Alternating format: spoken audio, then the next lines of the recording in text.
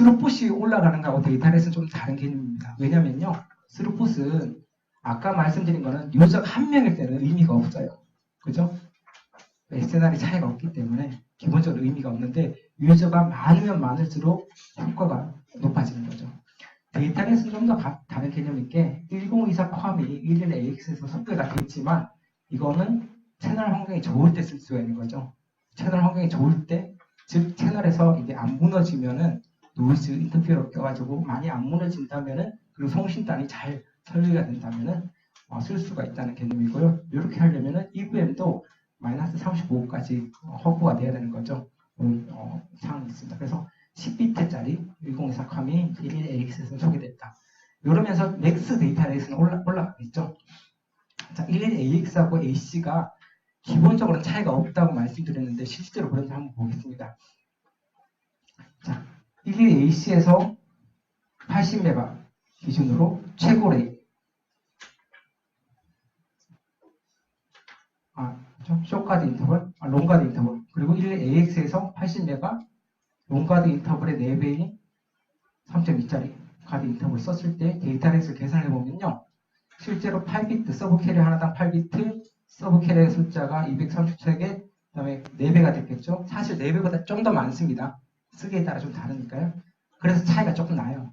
근데 둘 다 똑같은 코딩을 했다고 치면요.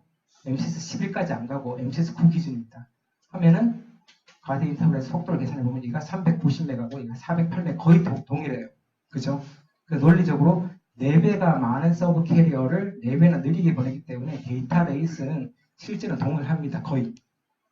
MCS 9 기준으로, 동일한 기준으로. 근데 MCS 가장 높은 데이터레이스를 비교를 해보면요. 자, 430 숏가드를 붙이면 433까지 나오죠? 근데 AC에서 MCS 11까지 가면 얘가 8비트가 아니라 이제 10비트가 됩니다. 이렇게 계산을 해보면 600메가까지 올라가요. 400메가에서 600메가는 굉장히 크죠? 맥스 데이터레이스 많이 올라갑니다. 그 이유가 뭐냐 그러면 2비트가 올라갔긴 했지만 이 하나당 2비트가 다 올라가는 거죠. 그러니까 총 개수가 4배가 늘었으니까 효과가 좀 많이 커지는 거죠. 그래서 맥스 데이터레이스는요 600메가까지 올라갑니다.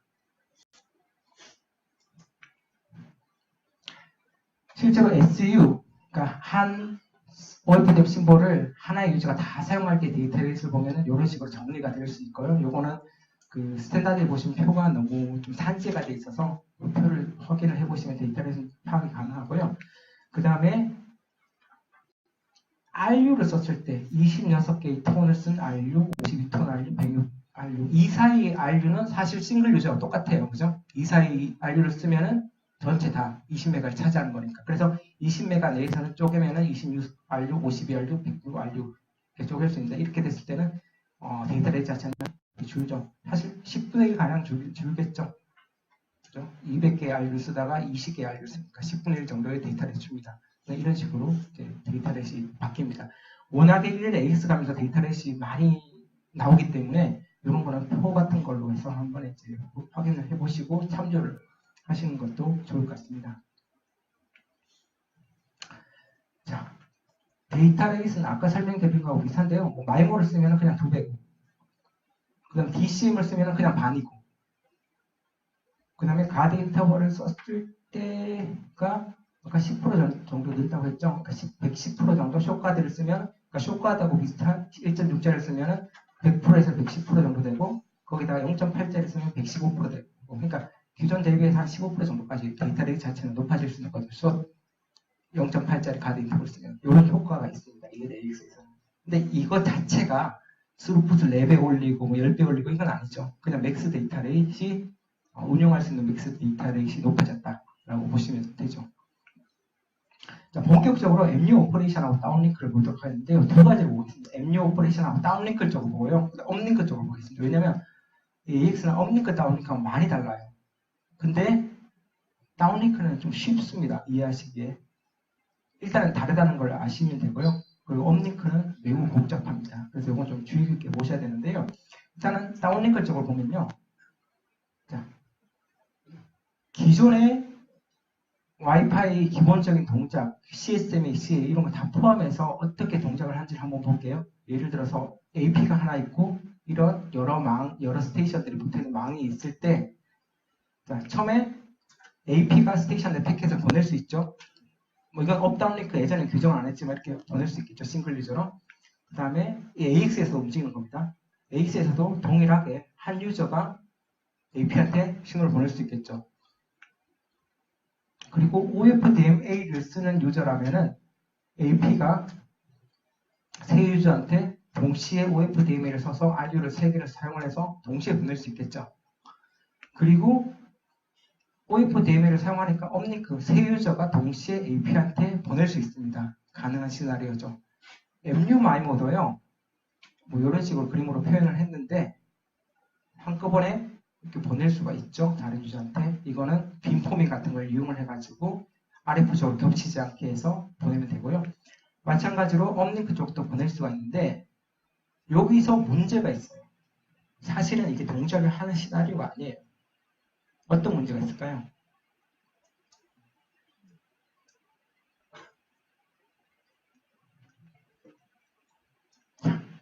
AP가요.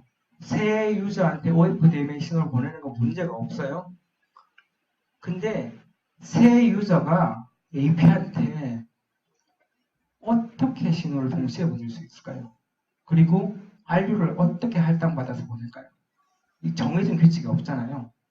그냥 막 보냈다가는 다 깨지겠죠. 업링크를 보낼 수 있는 기준 자체가 없습니다. 사실 이건 안 돼요. 11AC에서 업링크 쪽 MU-MIMO가 정의가 안 된 이유도 마찬가지입니다. 업링크 쪽에서요. 각각 다른 위치에 있는 AP 단말기들이 어떻게 서로 간의 상태를 확인하고 동시에 뭔가를 보낼 수 있습니까? 그건 말이 안 되는 시나리오죠. 그래서 AP가 11AC에서 뭘 해주냐 그러면 트리거 신호를 만들어요. 그래서 AP가요. 다운링크는 다운링크대로 보내고 난 다음에 자, 트리거 신호를 딱 보내면은 거기에 맞춰서 업링크들이 동작을 합니다.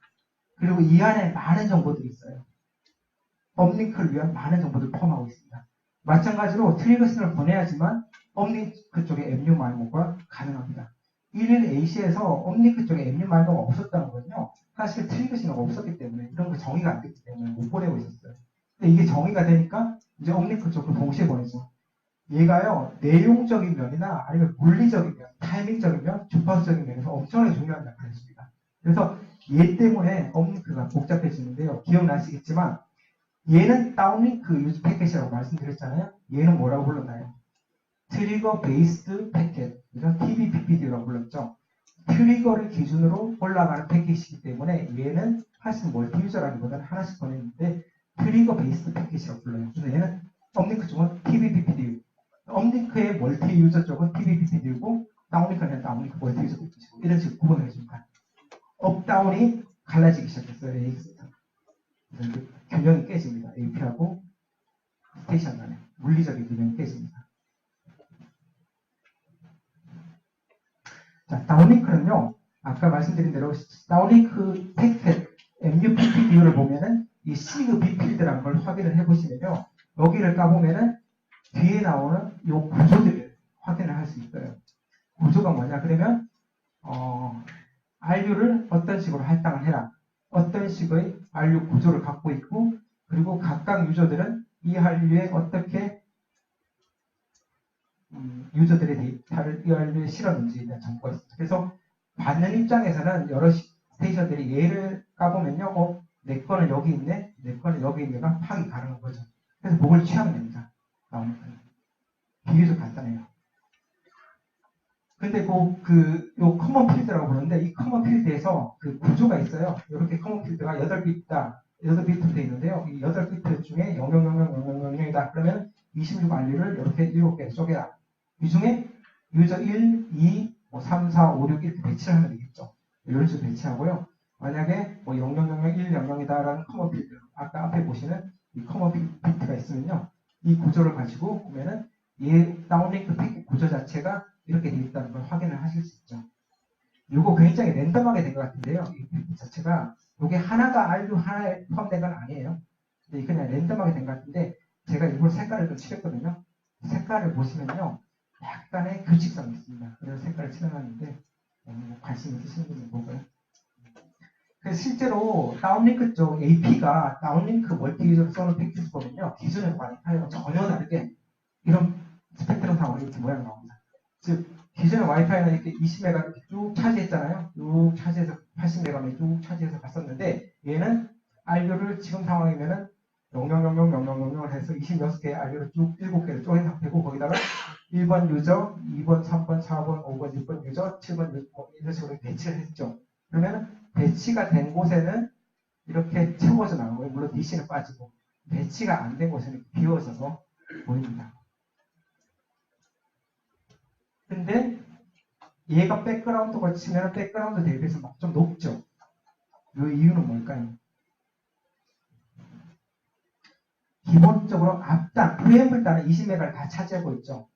40메가, 80메가 다 차지하고 있으니까 기본적으로 프레임을 따르나 앞에 시그필드, 즉 OF11AX로 모듈레이션 되기 전에는 하나의 밴드위스를 다 차지하고 있으니까 그 포션이 이렇게 보이는 거고요.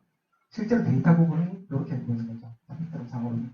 이런 식의 패킷이 보입니다. 그래서 각각의 RU별로 분석이 가능하죠. 스테이션 입장에서는 받아가지고 분석을 해야 됩니다. 요거는 뭐냐 그러면 뭐 중요한 내용은 아니고요.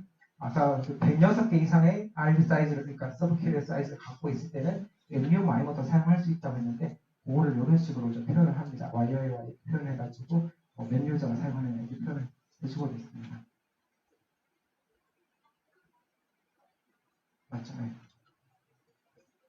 넘어가도록 할게요. 그러니까 업링크 쪽을 볼게요. 트리거 프레임하고 업링크 쪽을 보도록 하겠는데 이 내용은 상당히 복잡해서요. 자, 트리거 프레임을 AP가 스테이션한테 일단 보내면요. 그거를 받은 스테이션들은 트리거 베이스드 PPD로 해서 A 유저 1번, 2번, 3번 유저가 이렇게 패킷을 각각 보내게 되죠. 그러면 AP 입장에서는 이게 도달을 할 때 이렇게 모아진 패킷을 받게 되어 있습니다. 이런 식으로 돌아갑니다. 그러면 트리거 프레임에는 도대체 어떤 정보가 있냐? 그러면요. 물리적으로 트리거 프레임을 갖다는 거는 이 타이밍에 맞춰서 얘네들 보낼 수 있는 물리적인 신호가 되는 거예요. 그래서 타이밍 정보가 있고요. 그리고 이때까지 와이파이 프리퀀시 에러가 뭐 20ppm, 25ppm 스펙이 있잖아요. 그걸로는 안 돼요. 왜냐면 얘네들끼리 조금 움직여버리면은 간섭이 그 서브 캐리어 간의 간섭이 엄청나게 심할 수 있으니까 프리퀀시가 정확하게 맞춰야 됩니다. 근데 어떻게 맞추느냐? 스펙을 강화하지 않고 트리거 프레임 기준으로 맞춰야 돼요. 얘가 틀어지면 따라 틀어져야 돼요. 그렇게 트리거 베이스 PPD가 가게 되어 있습니다. 그러니까 얘를 따라가는 거죠, 무조건. 거기다가 얘가 하는 일이 뭐냐 그러면 실제로 얘 유저들이 해야 되는 데이터 레이, MCS 이런 걸 다 얘가 정의를 해요. RU 얼로케이션도 얘가 정의를 해놓고. 그래서 아까 말씀드린 거 기억나시는지 모르겠지만 기본적으로 일반적인 패킷에서는 시그필드를 까보면 뒤에 따라 나오는 MCS를 알 수 있는데 트리거 프레임에 그게 없어요. 왜냐면 얘가 그냥 정해주거든요. 정해준 대로 갑니다. 그래서 얘는 각각의 유저가 사용해야 되는 그런 정보까지 포함하고 있고요. 실제로는 그보다 엄청나게 많은 일을 하고 있죠. 자, 트리거 프레임을 다시 한번 보면요. 커먼 필드하고 각각 유저별로 하는 게 있는데 이 필드를 보시면 얘가 하는 게 어느 정도 감을 잡으실 수 있는데 RU 얼로케이션하고 각각 유저 필드별로 RU 얼로케이션 정보를 줘요. 요걸 가지고 업링크 쪽에서는 내가 어떤 RU를 차지할 수 있겠구나 판단을 하고 치고 들어갑니다. RU 얼로케이션을 하는 역할을 해야겠죠? 그리고 전체 TVPPD의 길이도 얘가 정합니다. 길이가 들쭉날쭉하게 오면 안 되니까 얘가 강제로 하는 길이로 와야 되고요. 그 다음에 MCS, 밴드위스 이런 걸 다 얘가 정합니다. 그대로 와야 되니까요. 그리고 파워까지 얘가 정합니다. 아까 말씀드렸죠. 실제로 AP 입장에서는요. AP에 도달하는 신호가 각각 유저별로 쏘는데 거리가 다를 거 아니에요. 스테이션들 거리가 다른데 그 거리가 다른데 각각 10dBm, 기존의 와이파이처럼 10dBm 쐈다. 그럼 멀리 있는 놈은 마이너스 70이 오고 가까이 있는 놈은 마이너스 30이 오잖아요. 그러면 마이너스 30, 70이 막 섞여 있는 신호가 들어오죠. AP 입장에서 해석을 못합니다. 다이내믹 레인지가 그렇게 넓지 않거든요. 비슷한 신호가 와야지만 거기에 맞춰서 해석을 해내는데 3, 40dB 이렇게 차이가 나는 신호가 들어오면 해석 자체가 불가능해요. 그래서 와이파이에서 기존에 어떤 파워 컨트롤 개념이 들어갑니다. 업무 그쪽에서입니다. 기존은 아니고 이것만 TVPPD에서만 옴니크 쪽에 파워 컨트롤이 들어가는데 그 정보도 여기 적어집니다. 그래서 제가 계속 복잡하다고 말씀드릴게요. 이런 것들 때문에 복잡한데요. 먼저 할당을 어떻게 하느냐, 거기에 대한 기본적인 규칙은 이렇게 되어 있습니다. 크게 두 가지가 있어요. 강제 할당, 랜덤 할당. 제가 용어가 생각이 안 나는데, 개념적으로 강제 할당, 랜덤 할당이 있는데요. 뭐냐 그러면, 아까 그 필드의 트리거 프레임 필드의 RU 얼로케이션을, 자, 망에 접속을 하면은, 맥 때 제가 말씀드렸죠. AID를 하나씩 부여를 합니다. 그러면은, 각각 스테이션도 고유의 아이디를 하나씩, 숫자를 하나씩 갖고 있어요. 1000번, 24번 이렇게 하나씩 갖고 있어요. 그 AID를 직접 정해주면요. 자, RU를 내가 7개로 쪼갰는데 그 중에 AID 11번, 12번을 써라. 이 RU를 써라라고 지정을 해주면은 그 AID 11번, 12번 있는 놈은 여기서 쓰면 돼요. 그렇게 쓰는 경우도 있고요.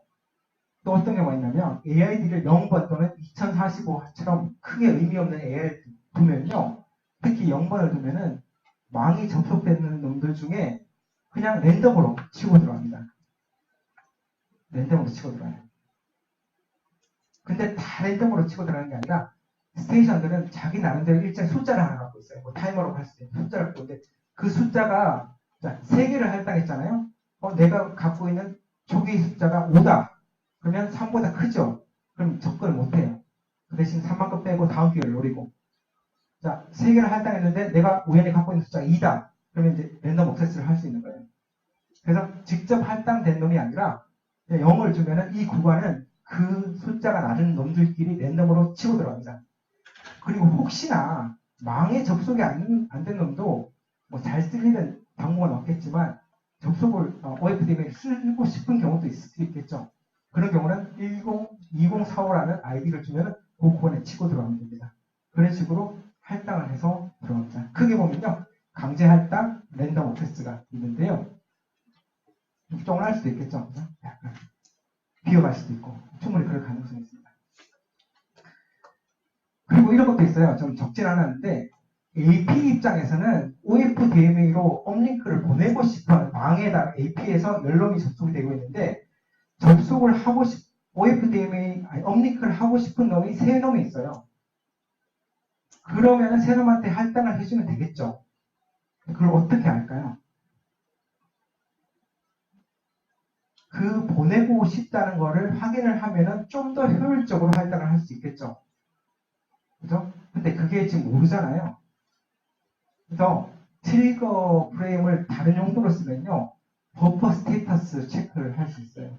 즉, 업링크 쪽에서 보내고 싶은 놈이 있는지 안 있는지 한번 확인할 수 있어요. 그래서 그게 확인이 되면은 좀 더 효율적으로 할당을 할 수 있겠죠. 이런 식으로 그래서 할당을 해서 보낼 수 있습니다. 그리고 파워 컨트롤 보면요. 필요한 이유를 말씀드렸죠.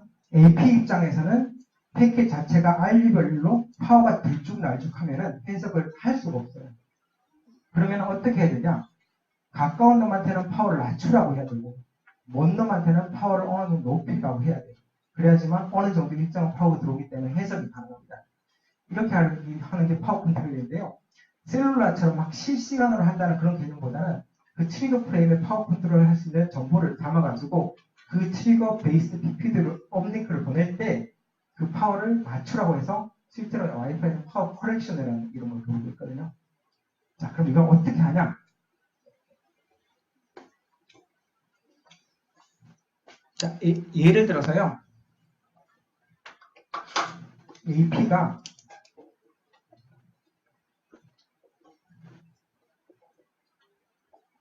마이너스 40dBm으로 받고 싶어요. 근데 이 패스 로스가 50dB예요. 그러면은 얘는 몇 dB로 쓰면 될까요? 10dBm으로 쓰면 되죠. 맞나요? 10dBm으로 쓰면은 50dB 감소해서 마이너스 40dB로 도달하겠죠. 자, 두 가지 정보가 필요합니다. AP가 받고 싶어하는 파워 하고 패스 로스 두 가지 정보 필요해요. 요거를 트리거 프레임에 적어놓습니다. 패스 로스를 적을 수는 없죠. 뭘 적나 그러면 얘가 10dBm을 만약에 보내면요. 10dBm을 보냈다고 출입 프레임이 표시를 해요. 근데 얘가 신호를 받아보니까 신호 세기가 마이너스 60이 남네. 예를 들어서 남네. 그러면 얘의 패스로서는 70이죠. 유출을 합니다. 즉, 트리거 프레임에 LP가 실제로 보내는 파워 값을 적어놓으면요. 실제로 받는 신호를 가지고 패스로스를 측정을 할 수 있겠죠. 그렇게 패스로스를 파악을 하고 그 다음에 트리거 프레임에요. LP가 각 유저별로 받고 싶어하는 파워를 적어놓습니다. 그러면 둘 다 파악이 되는 거죠. 자, 앞에서 있지?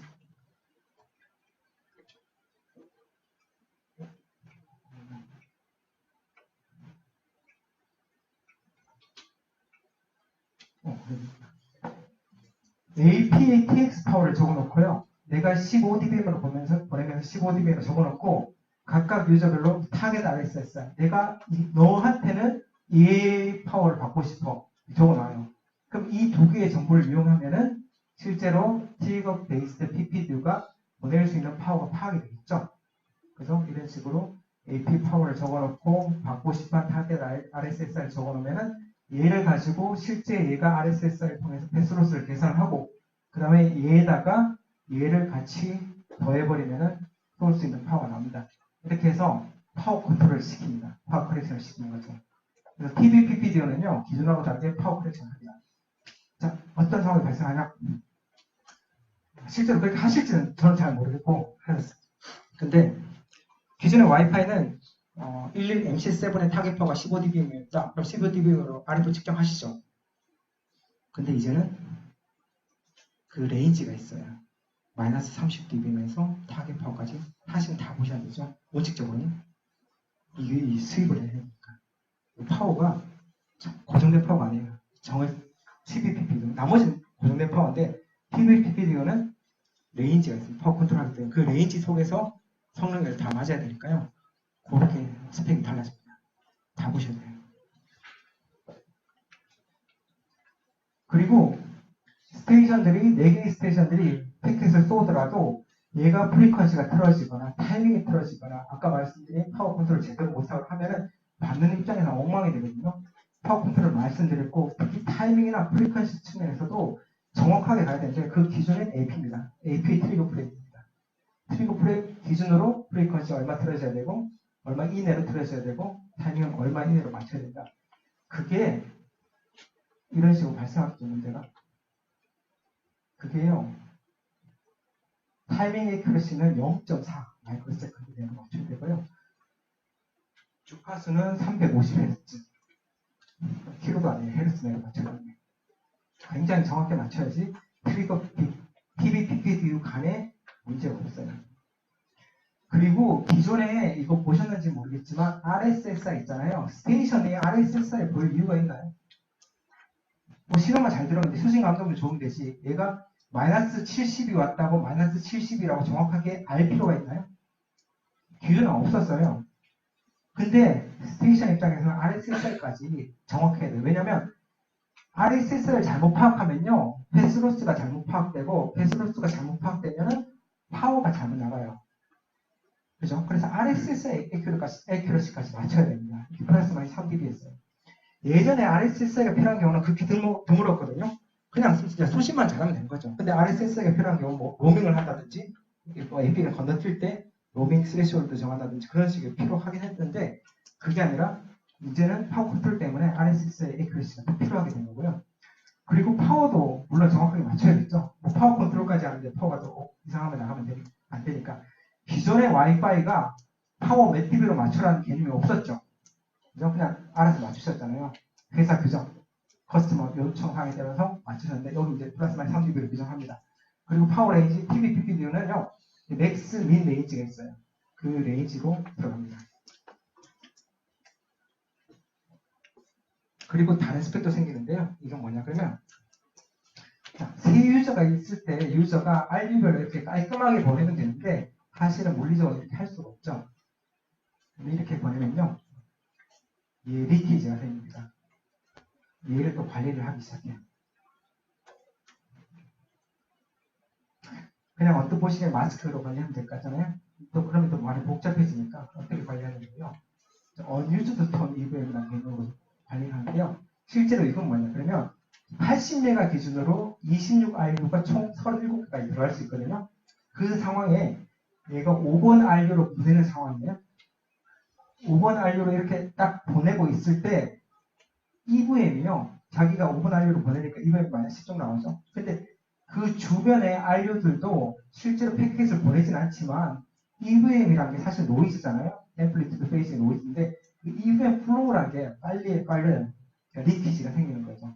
그래서 각각 RU의 리키지를 보는 개념은 얘가 쓰고 있는 RU잖아요. 현재 상황에서 used 톤이잖아요. 톤이라기보다는 used RU죠. 근데 used 톤 EVM이라고 그러고 그 RU 단위로 체크를 하는 거예요. 듬성듬성 체크를 해서 unused RU, 즉 unused EVM 톤에서 RU가 얼마나 나오는지, EVM 리키지가 얼마나 나오는지를 확인하는 겁니다. 즉 그냥 노이즈 확인하는 거예요. 페이스, 앰플리튜드 노이즈 확인합니다. 특히나 일반적으로 볼 때는 센터 쪽에 노이즈 생길 거고요. 물론 센터 기준으로 보내니까 센터 에러가 생길 수 있죠. 그리고 기본적으로는 미러 쪽에 생길 가능성이 크죠. IQ 미스매치나 이것 때문에 이게 생깁니다. 스펙은 이렇게 돼 있고요. 실제로 측정 이렇게 하시면 되는데 이건 좀 복잡하죠. 개념은 제가 말씀을 드렸으니까 그렇게 보시면 되는데 재밌는 거는요. 뒷장에 없구나. 재밌는 거는 unused tone EVM이 아까 그 아래쪽 스펙의 표에는 나와 있는데 파워에 따라도 달라져요. 이런 개념을 말씀드려야 될 것 같은데 자 MCS 만약에 5의 PBPPD는요. EVM 스펙도 그렇고 unused tone EVM도 그렇고 일반 EVM도 그렇고 unused tone EVM도 그렇고 스펙이 되게 특이해요. 뭐냐 그러면 얘가 레인지가 만약에 -30에서 뭐 18dBm까지가 레인지를 갖게 동작하도록 만들었다. 그리고 MCS7이 항상 기준이 되는데요. MCS7은 -30에서 -15dBm까지 움직이도록 만들었다. 그러면요. EVM 스펙은 MCS7의 맥스 파워보다 높을 때하고 낮을 때하고 스펙을 다르게 관리해요. 다시 헷갈리죠. 자, MCS 0부터 11까지 있잖아요. 각각의 파워 레인지가 있습니다. 다 정해놓은 레인지가 있죠. 그 사이에서 움직일 거 아니에요. 어느 파워로 갈 수 있는데 스펙 자체는 어떻게 했냐 그러면요. MCS7의 맥스 파워를 교정해 놓은 게 있을 거예요. 그 파워보다 얘가 높은 경우, 즉 16dBm에서 얘가 테스트를 하는 경우는 EVM 스펙이 A고 14dBm의 스펙을 할 때는 EVM 스펙이 B가 되는 거예요. 그러니까 있어. 얘가 파워가 낮을 때는요, EVM 스펙이 좀 빡세요. 거의 MCS7의 EVM처럼 맞춰서 하고 있어요. 왜냐면 아무리 MCS가 낮더라도 예전에는 자기 혼자만 그냥 에러가 나면 되는데 그 에러가 다른 RU까지 영향을 미칠 수가 있다는 거죠. 그래서 파워가 낮더라도 MCS가 낮더라도 EVM을 높이라고 관리를 하고 있어요. 리키지가 생기지 말라고. 그런데 파워가 너무 높아버리면 좀 힘드니까 완화를 시켜주는 거죠. 그래서 아까 기억나실지 모르겠지만 EVM 표에서 쭉 적다가 PBPPD에서는 뭐 이상한 표를 만들었을 거예요. 이게 그거예요. 스펙이 달라집니다. unused 톤도 마찬가지고요. 그래서 이렇게 실제로 측정하시는지는 모르겠지만 원칙대로 한다면 이런 식으로 바뀌어요. 이게 복잡해집니다. 이건 다 RU별로 용량을 최소화하기 위해서 만든 스펙이죠.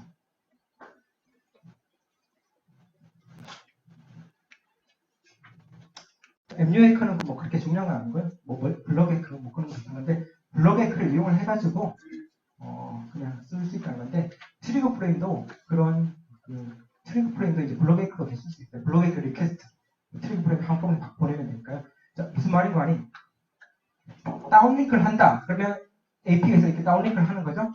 그러면 트리거 프레임을 일단 보내버리면 트리거 프레임이 뭔가 업링크를 하라고 요청하는 거잖아요. 그리고 여러 유저한테 한꺼번에 할 수 있으니까 그래서 다운링크로 트리거 프레임을 보내면 업링크 쪽으로 한꺼번에 트리거를 보낼 수 있고 블럭에크 있죠. 블럭에크죠. 그런 식으로 뭐 보낼 수 있다는 거고요. 업링크도 마찬가지로 업링크는 MFP 비디오 자체를 트리거 프레임, 블록에크로 쓰는 거죠. 블록에크로 쓰면 한꺼번에 에크를 보낸다. 뭐 그렇게 고민을 하실 필요가 아닌데 이런 식으로 블록에크를 트리거를 이용을 해서 한꺼번에 보낼 수 있다는 거고요. 자, 이건 이제 새롭게 소개되는 그 개념이라 좀 말씀드리는데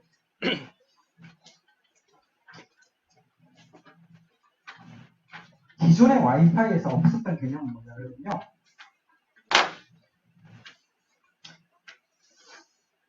미망, 내망에 대한 구분이 없었습니다. 말이 좀 저렴한데 AP에 이런 스테이션들이 붙어 있잖아요. 붙어 있고 이렇게 AP에다가 붙어 있죠. 사실 얘네들은 이 스테이션은 요 AP하고만 통신하면 되죠. 그리고 이 스테이션들은 이 AP하고만 통신하면 되죠. 그런데 아까 채널을 누가 사용하고 있냐 안 하고 있냐의 개념을 보시면요. 얘가 만약에 뭔가를 쏠 때 이 RF 에너지가 여기까지 미치잖아요. 겹친 인접한 오버랩드 BSS라고 하죠. 인접한 채널, 인접한 망. 그래서 이거를 만약 그렇게 된다면은 얘가 얘하고 통신을 하는데 관련은 없는데도 얘가 못 보내는 경우가 생기죠. 그죠? 내망, 미망에 대한 구분이 없었기 때문에 못 보냅니다. 그래서 AX에서는요, 이제 내망이다, 미망이다를 구분을 하기 시작합니다. 큰 개념은 그거죠. 그래서 이거를 관련 없는 망을 인터 BSS 또는 겹친 망이라고 해서 오버랩드 BSS라고 부르고요. 내가 속한 망을 인트라넷이라고 해서 인트라 BSS라고 부르면서 구분을 하기 시작합니다.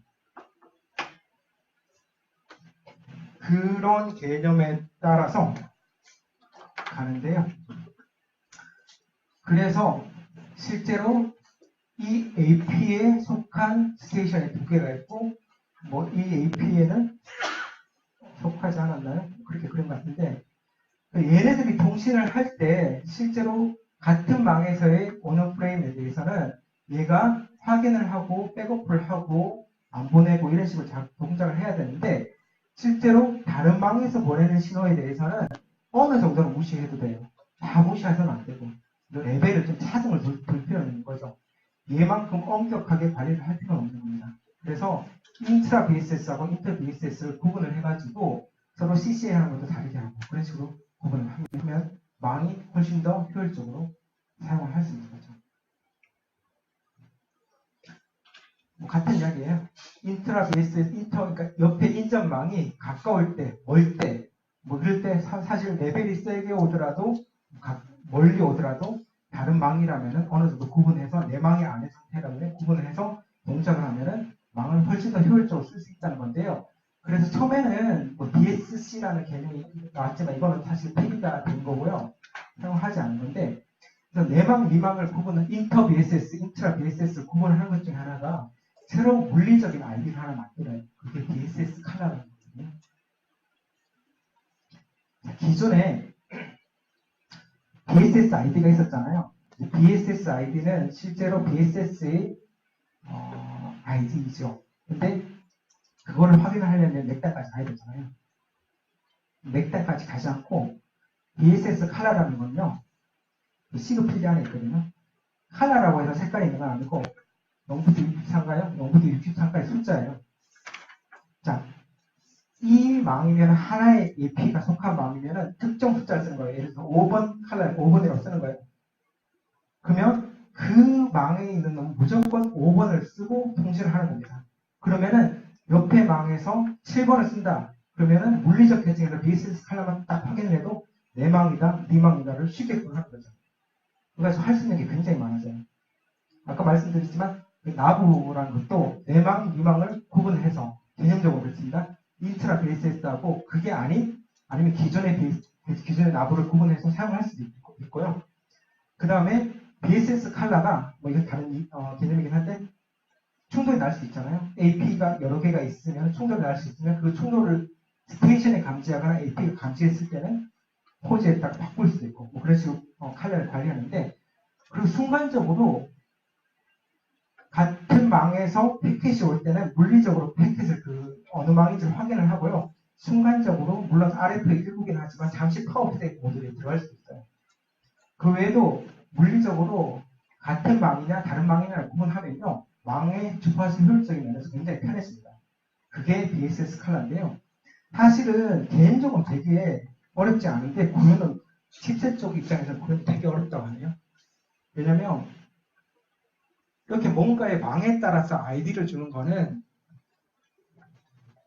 소프트웨어적으로 할 게 많잖아요. 근데 이건 하드웨어로 구현을 해야 되니까. 그죠? 그 파이 안에 넣어야 되니까 그게 좀 쉽지도 않다고 해서 생각보다 구현은 좀 늦어졌더라고요. 지금 되고 있는지는 사실은 잘 모르겠고 이런 식으로 BSS 칼라로 물리적인 아이디를 하나 더 두고 있습니다. TWT는요.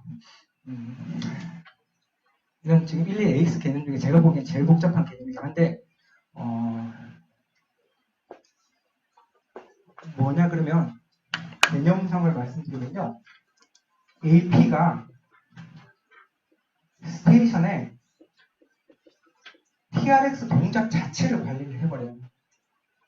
뭐냐 그러면 AP하고 스테이션이 합의를 하거나 아니면 AP가 정해진 규칙에 따라서 얘가 조인을 하거나 이런 걸 통해서요. 이거를 AP하고 스테이션이 합의하는 거를 인디비주얼 TWT라고 하고 그 다음에 AP가 정해놓은 규칙에 들어가는 거를 브로드캐스트 TWT라고 하는데 뭐냐 그러면 어떤 규칙에 따라서요. AP가 스테이션에서 TX를 하거나 RX를 할 수 있는 고안을 정의를 해놔요. 조금 강제적이죠. 정의를 해놓으면은 특히나 RX 입장, 그 파워 세이브 모드 입장에서 보면요. 그렇게 정의된 고안에서 TRX를 하면 되니까 나머지 고안에서는 비콘을 안 받아도 돼요. 그러니까 파워 세이브가 많이 되죠. 그러니까 TWT가 파워 세이브라는 고 생각하시는 분도 있는데 틀린 건 아닌데 파워 세이브도 되고요. 심지어는 이 구간 안에서만 TX를 하라라고 할 수 있습니다.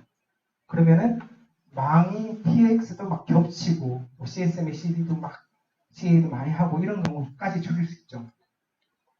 그런 식으로 오퍼레이션 자체를 좀 강제적으로 하는데 실질적으로는 TX를 여기서 하라고 하지만 이 경쟁 구간에서도 TX를 해도 돼요. 스펙을 자세하게 보시면요. 레커멘드 하는데 하는 건 어쩔 수 없다. 뭐 이런 식으로 구성하기 때문에. 근데 그래서 TWT는 굉장히 포괄적으로 파워 세이브도 하고 동작을 TRX 동작을 규정을 하는 거라고 보시면 됩니다. 개념이 너무 어려워서 이런 거죠.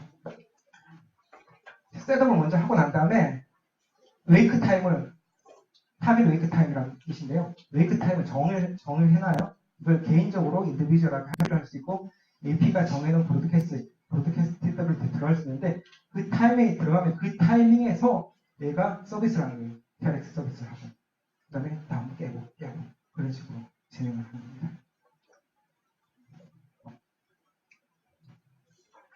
질문이 네. 그러면 클라이언트가 RS가 파워 세이브하고 비슷해요. 이때까지 아까 그 파워 세이브 개념 말씀드렸잖아요.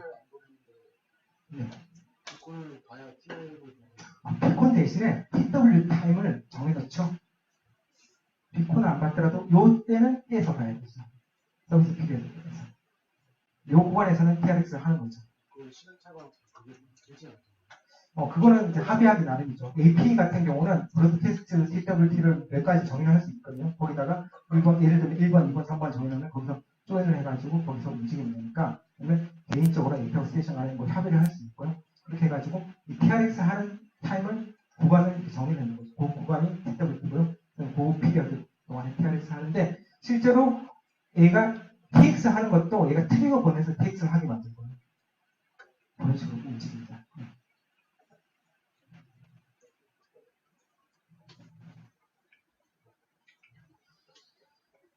묵기간은요, 아까 말씀을 드렸는데 6기가는 다시 말씀드리면 11AX만 동작을 하게 놨습니다. 특히 비콘 같은 경우는 11AC나 이런 걸로 움직이더라도 비콘은 많은 거기 망에 붙은 모든 스테이션들이 확인을 해야 되잖아요. 그래서 모든 스테이션들이 확인을 할 수 있는 낮은 레이스로 뭐 6메가, 10메가 이런 식으로 비콘을 보내는데요. 근데 그래서 11AC 망이더라도 비콘은 뭐 11A나 G나 이렇게 보낼 경우도 많은데 11AX는요. 모든 신호가 11AX, 6기가는 모든 신호가 11AX로 합니다. 심지어는 비콘도 11AX로 된 비콘이 동작을 하고요. 한 가지는 RF 스탠다드는 동일합니다. 스펙은 6기가 따로 정의해 놓진 않았어요. 그래서 6기가는 동일하게 RF 스탠다드는 갖고 가되 AX만 사용하도록 그렇게 정의가 되어 있습니다. 자, AX 관련돼서 혹시 질문하실 사항 있나요? 아까 알류할 때 한 개의 스테이션이 파워가 그러니까 로스가 되게 커서 네. 거리가 되게 로스가 커서 네. 아무리 파워를 세게 쏴도 그 AP에서 네. 수신되는 파워가 적으면 네. 전체적으로 파워를 낮춰야 되잖아요. 그럴 수 있죠. 네. 그러면 전체적으로 스루프스 다 떨어지는 거예요. 그런 상황이면 그럴 수도 있죠. 만약에 거리가 엄청나게 다양하다. 그럴 때는 너무 멀리 있는 뭐 너무 가까이 있는 거 있는데 저라면요. 그게 규정된 건 없으니까 저라면 이렇게 하겠어요. 걔는 따로 하겠어요. 한꺼번에 안 받고 너무 머니까 비슷하게 있는 놈들끼리 뭐 받을 수 있잖아요. 그런 식으로 하면 좀 더 낫지 않을까요? 그 알고리즘을 구현하기 나름이니까.